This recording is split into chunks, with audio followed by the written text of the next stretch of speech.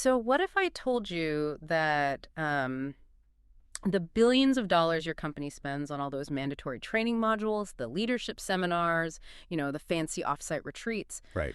what if all of that is actually what's driving workplace inequality? And that the real engine of your career, the thing that actually makes you good at your job, is basically completely invisible to human resources. Yeah, I mean, it is a massive systemic miscalculation. The models that most organizations use to develop their talent are, well, they're based on assumptions that simply do not hold up. Hmm. Not when you look at the reality of how human beings actually absorb and apply information over a lifetime. Okay, let's unpack this, because today, our mission for this deep dive is to completely blow up the traditional corporate idea of how you actually get better at your job. And it needs to be blown up, honestly. It really does. So we're looking at this brilliant synthesis by Dr. Jonathan H. Westover. And he unpacks this landmark 2024 empirical research by a team of economists, Ma and colleagues. And when I say they looked at data, I mean massive labor market data sets in Germany and the U.S. Right, staggering amounts of data. Yes. And the overarching conclusion they reached is that companies are relying on this generic, one-size-fits-all approach to learning. Right. And it is just fundamentally flawed. It's structurally disconnected from the economic reality of human capital. But to understand why, we really have to look at how the researchers divided workplace learning into two very distinct categories. Yeah, the sources divide everything into two buckets, basically. So the first is internal learning. Yes. And this is the informal, peer-to-peer, tacit knowledge. You absorb this just by existing around the people in your immediate organization. It's Right. like learning how to read a room because you just watched your manager diffuse a tense client meeting, Right. or knowing which department head actually holds the budget, or even just leaning over to ask the person next to you how to fix a stubborn spreadsheet formula. Right. It's highly specific to your immediate environment. Mm-hmm. Then the second bucket is external learning. And this is the formal, structured material. Like the official stuff. Yeah, exactly. We were talking about external seminars, official certifications, coding boot camps, or structured courses provided from outside your firm. Okay. So internal learning is bounded by whoever happens to work right next to you. Mm-hmm. But external learning is essentially unlimited, because you are tapping into the broader societal pool of knowledge. And the prevailing corporate mindset has always been this sort of shotgun approach, right? Like, just offer a mix of both to everyone all the time and hope they get smarter. Yeah, just throw it all at the wall. Right. But this 2024 data proves that your reliance on these two buckets shifts completely depending on your age and, where you are in your career life cycle. It does. The data reveals two incredibly distinct trajectories. First, if we look at internal learning, that informal peer-to-peer absorption engagement declines in a straight monotonic line as you age. Wait, really? A straight line down? A straight line. For workers in their early 20s, their engagement in internal learning is at about 25%, meaning a massive quarter of their skill acquisition is just soaking up information from peers. Oh, wow. But as they approach retirement, that drops to under 10%. I have to pause you there because that feels, I don't know, counterintuitive. How so? Well, wait, so you're telling me we just stop learning from our peers as we get older? Because I feel like I am always asking my team questions no matter how long I've been here. It's not that you stop entirely, it just drops significantly. Is it like, think about it like being a sponge in a kitchen. Okay, I like this. Right, so when you first start cooking, you learn just by watching your roommate chop an onion. You absorb everything because, holding a knife is brand new to you. But are you saying 10 years later, watching your roommate doesn't teach you anything new? So you have to actually pay for a culinary class. And that culinary class is the external learning. That is a great analogy.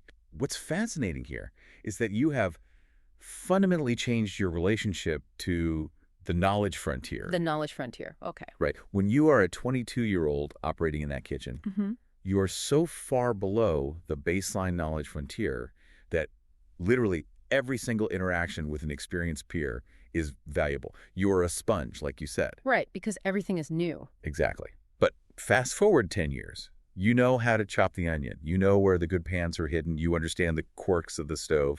You have essentially absorbed all the tacit knowledge that specific room has to offer. Oh, I see. You hit the ceiling of what that specific environment can teach you organically. Exactly. And that naturally introduces the second trajectory.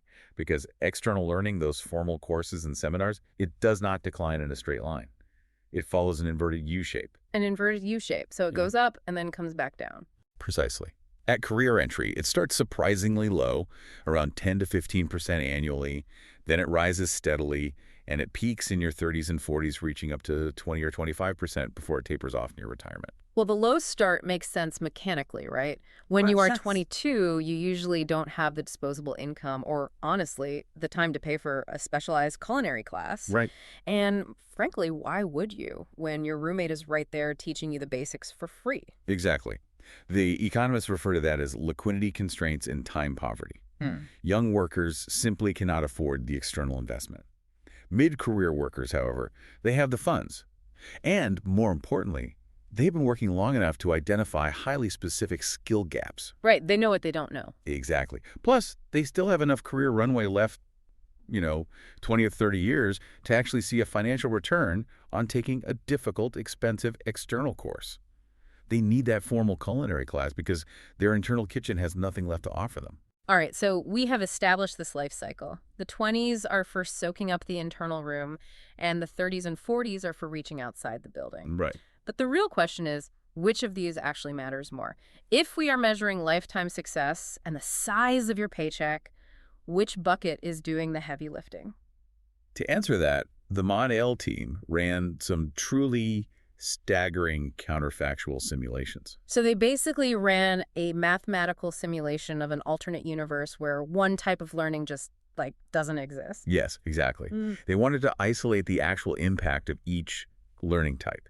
And when they modeled a world without external training, average worker human capital, meaning their total skill level, dropped by about 6 to 7.0%. Okay, so a decent drop. But when they model a world where internal learning was eliminated, meaning no informal peer-to-peer knowledge transfer, total human capital dropped by 8.2 to 11.0%. Wait, really? Yes, So internal learning contributes vastly more to your total lifetime skills than formal training. it does.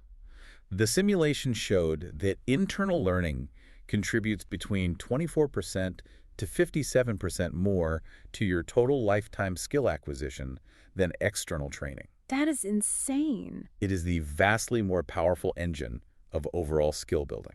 Okay, so internal learning isn't just some nice-to-have cultural perk.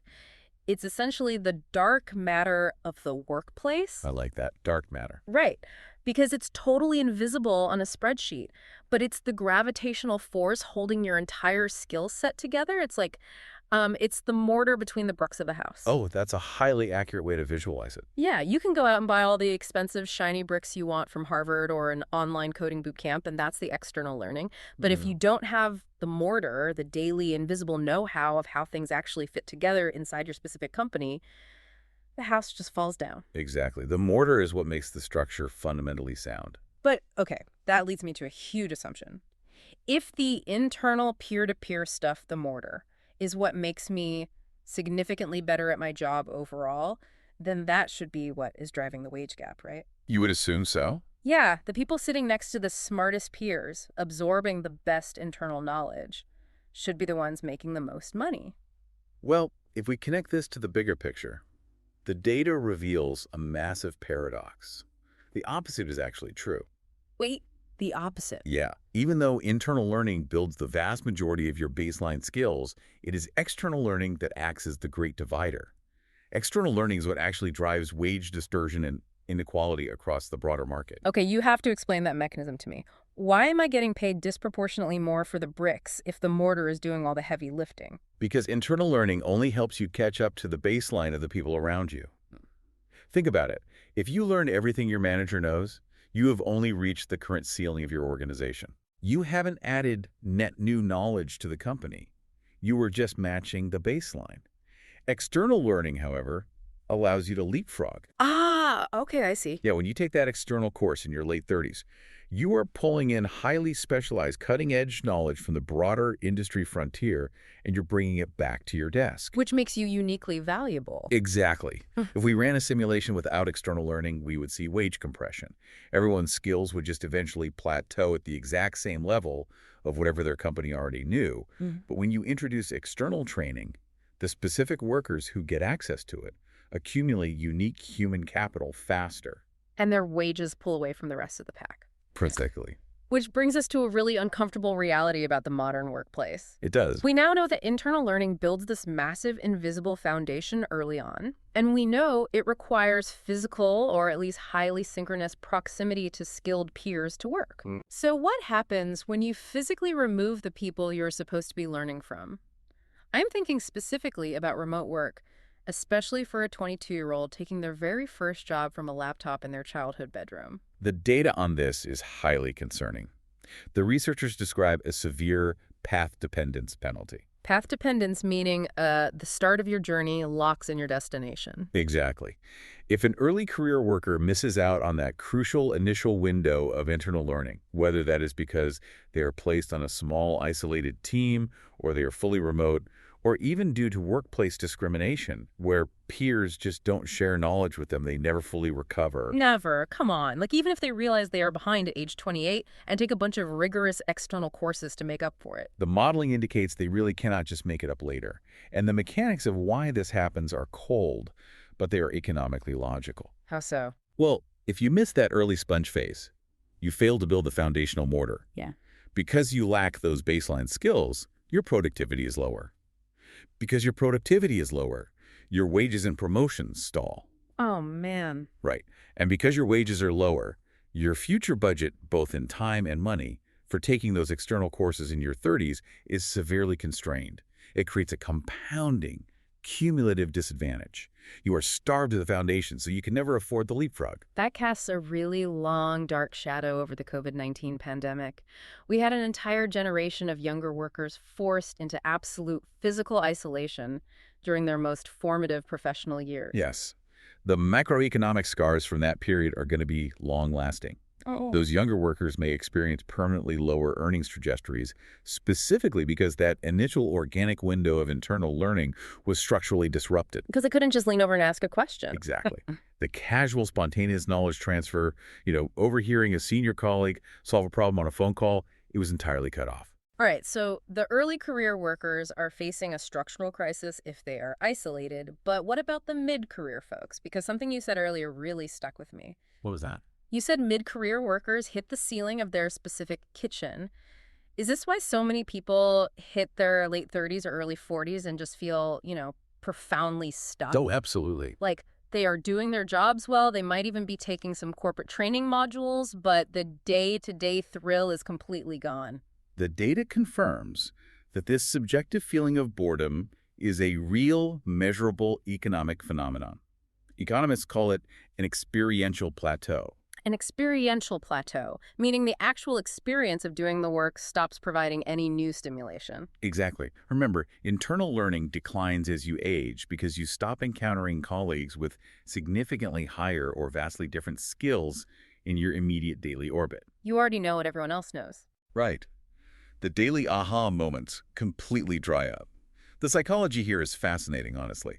Your brain begins to categorize your daily tasks as routine rote mechanics rather than active problem solving. So you're just on autopilot. Yes.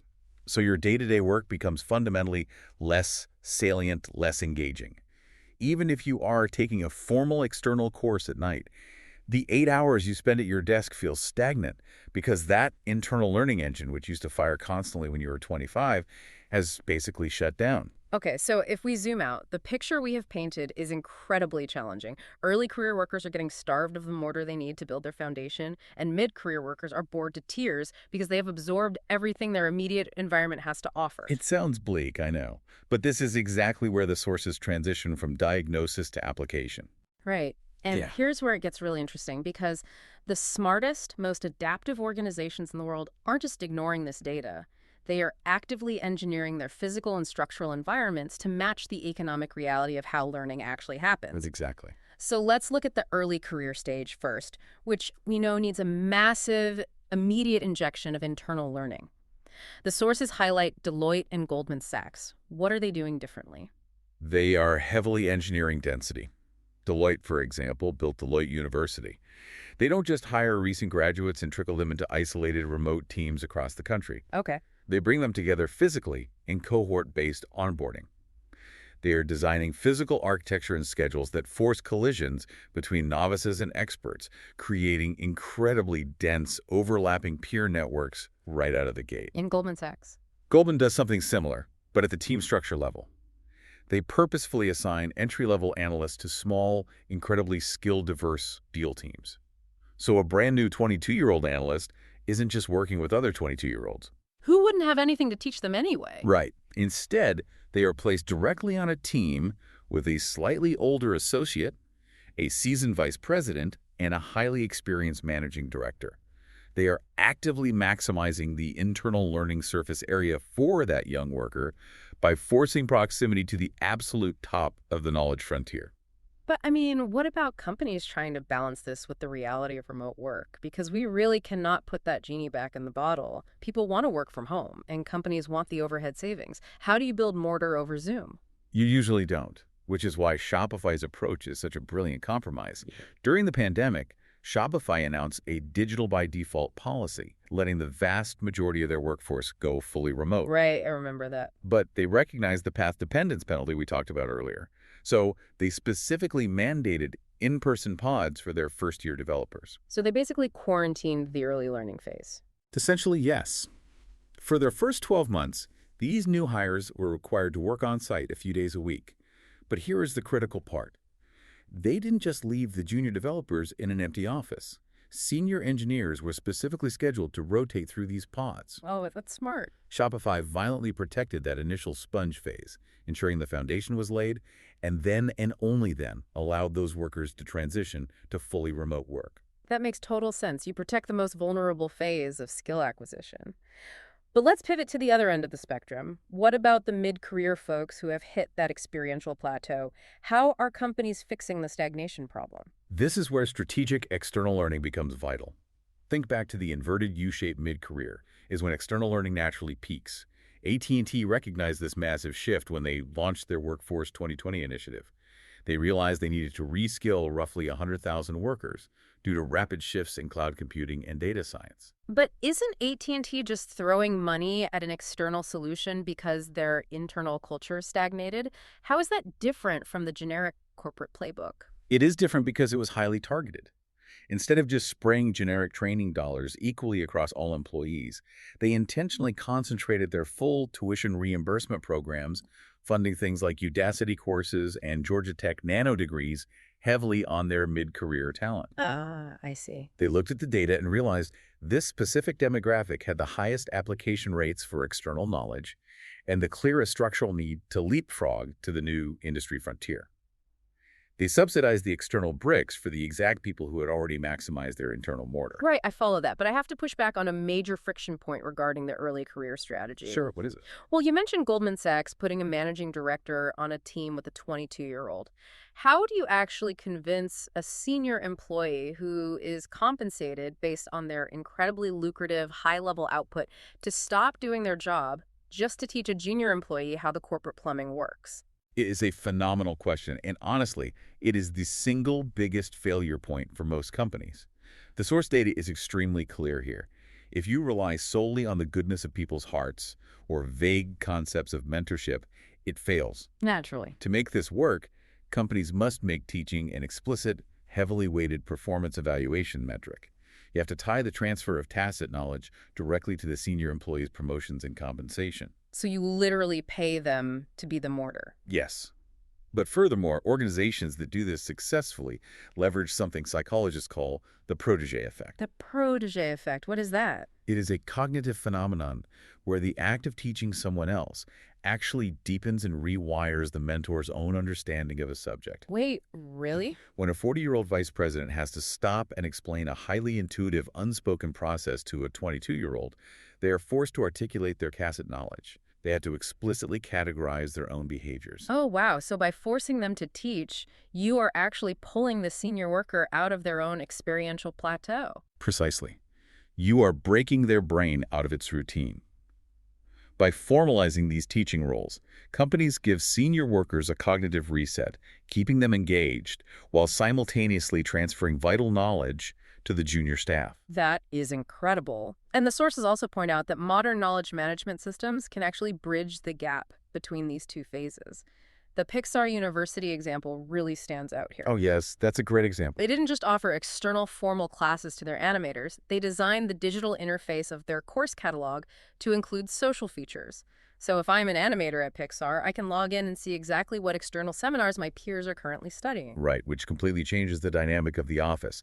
It sparks informal, peer-to-peer, water cooler conversations about formal, external training. Exactly. By making external learning visible, they are actively forcing the two trajectories to collide. It is a phenomenal example of recognizing that learning is fundamentally a social, life cycle-dependent process rather than just, a sterile content delivery problem. So, what does this all mean for you listening right now? We have covered a massive amount of ground today. We really have. We've looked at the invisible foundational power of internal learning. We've explored the wage-driving leapfrog effect of external training. And we've seen the very real compounding dangers of getting stuck in an isolated remote work silo early in your journey. Yes. If you are early in your career, the tactical takeaway is undeniable. You need to aggressively seek out the smartest people in the room. Fight for high-density, in-person projects. Be the sponge. Do not let the comfort of a remote setup rob you of the foundational mortar you need to build your career.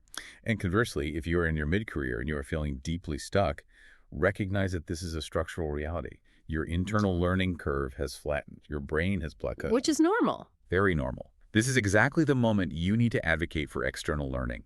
Ask your boss to fund a specific certification, attend an industry-leading seminar, or actively seek out a role where you are forced to mentor junior staff so you can trigger the protege effect and reset your own knowledge frontier. You absolutely have to change your strategy as you age. But before we wrap up, there is one final, lingering piece of this puzzle that I just cannot stop thinking about. What's that? If this massive data set proves, unequivocally, that internal peer-to-peer learning contributes vastly more to your lifetime human capital, to your actual functional skills than formal training does, why does the modern labor market only credentials external learning? Oh, that is the million-dollar question. Yeah. It points to a massive structural failure in how we signal value in the economy. Where you can put a master's degree or an 18-TU Udacity certificate right at the top of your resume. The hiring algorithms will instantly flag it, recruiters will praise it, and it will be used to justify a significantly higher salary. But there's absolutely no formal, universally accepted way to document on a resume, I absorbed 10 years of highly complex, invisible, tacit knowledge from brilliant peers at a high-functioning company. Exactly. How do you prove your mortar? You can't. And that creates this bizarre, almost dystopian reality where the true engine of your career, the 8 to 11% of foundational human capital you gain organically, is completely invisible to the broader market when you try to change jobs. It really forces us to reconsider what we are actually evaluating when we look at a candidate's history. Are we measuring their true functional capacity, or are we just measuring their visible paperwork? How will the future of hiring adapt to measure the invisible? Will we start credentialing the specific teams we worked on rather than the courses we took? Will the density of the network you built become an actual measurable metric in hiring algorithms? It's going to have to, eventually. It is something you really have to wonder about as you navigate your own path and decide where to invest your time. We want to thank you for joining us today as we navigated the hidden architecture of human capital. Keep seeking out that mortar, keep pushing your knowledge frontier, and we'll catch you on the next deep dive.